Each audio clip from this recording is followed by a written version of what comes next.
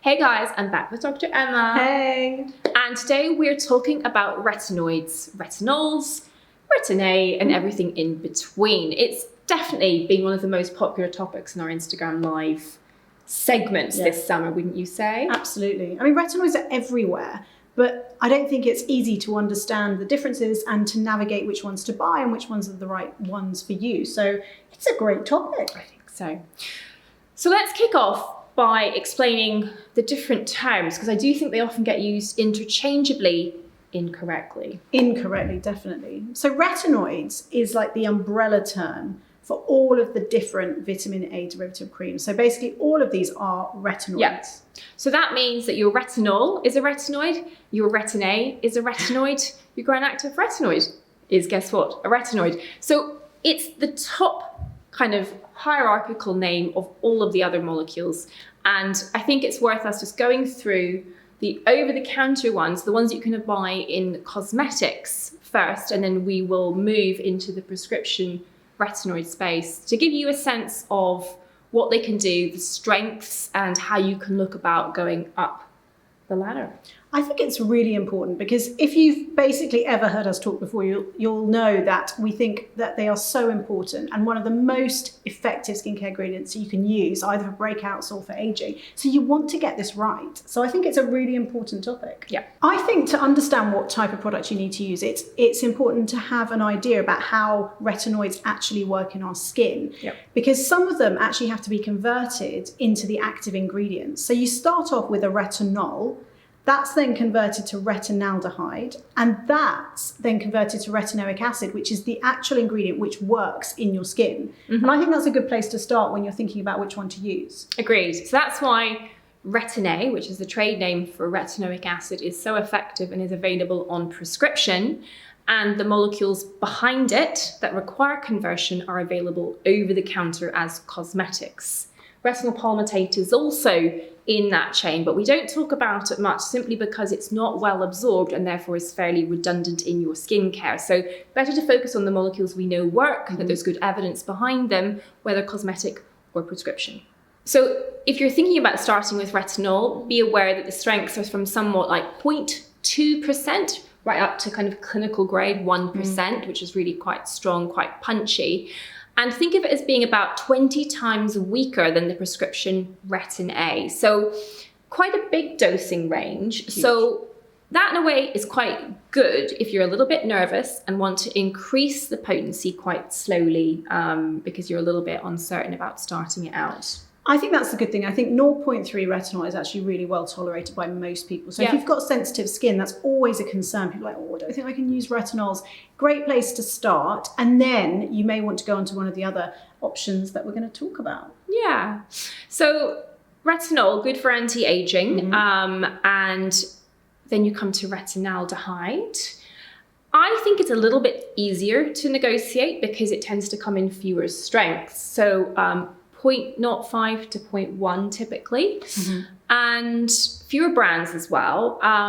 So Medicate, at the Aven, and Osmosis also do some retinaldehyde products. So I think it's particularly helpful if you're breakout prone because it seems that not only has it got its retinoid effect, but it has a direct antibacterial effect as well, which makes it very useful. And we find that some of the retinoids have these nuances to them. So they work in the kind of conventional way, but they also have some nice little side benefits as well. So it's a good one to consider if you're acne prone. I think the next in between, so you then go from retinaldehyde to retinoic acid, but in between now, we've got the retinoic acid esters, which I think are an exciting group of not that new, but newish retinoids. Indeed. So we've got retinol retinoate, which is a retinoic acid molecule fused with a retinol molecule, and it goes into the skin, it comes apart, and you get those two lovelies. And then you've got the gram-active. Yep, hydroxypicolone retinoate, which is very stable and has a direct action on the retinoid receptors themselves and is in fact a prescription-only drug in Canada, but is a cosmetic elsewhere. So some reassurances there that you're getting something that's really quite effective. But I think they're good because they've got more stability, which was always a problem with some of the original retinoid products. But you've also got a little bit more efficacy than some of the earlier on steps. So I think for somebody that might be more of a seasoned sort of retinoid use, this is a great place to go in. Yeah, agreed. So we're on to prescription strength, and I think the best place to start is probably adapalene, or Differin as it's known. And in the US, available over the counter, but in Europe still, it's a prescription-only drug. And it's a synthetic retinoid specifically developed to help those with acne experience fewer side effects because it has a more targeted effect on our retinoid receptors and potentially causes less irritation.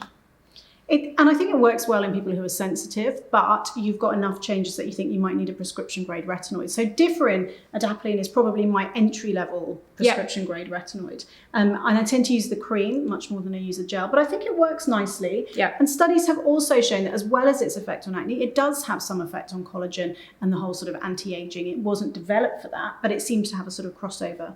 Yeah, and I think post-inflammatory hyperpigmentation is also really effective as well. So I think it's, as you say, a good entry-level one. It's definitely one I would consider using in my rosacea patients where we want to get some anti-aging benefits. Maybe Retin-A is a bit scary. So we go in with the Differin, and it kind of lets the skin declare itself whether it's going to be tolerant or tricky. So yeah, it's a good litmus test.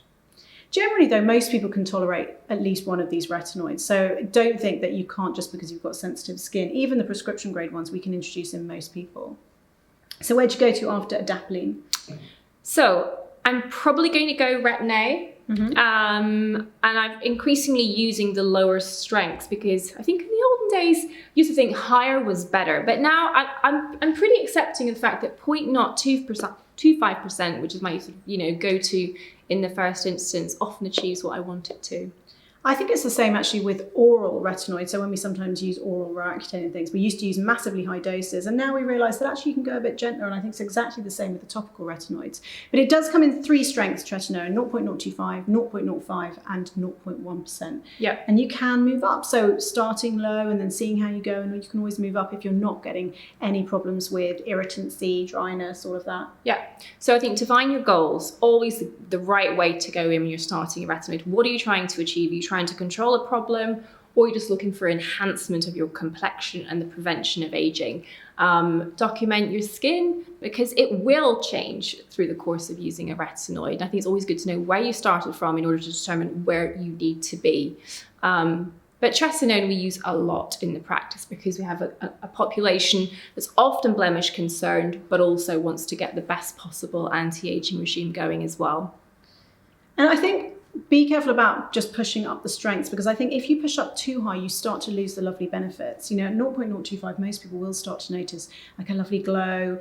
And then some people that will just go on improving. But for others, if you dry yourself out, it's just going to end up losing that sort of hydration and that dewiness. So don't just push up, even if you're getting because it's there. Exactly, just because you can.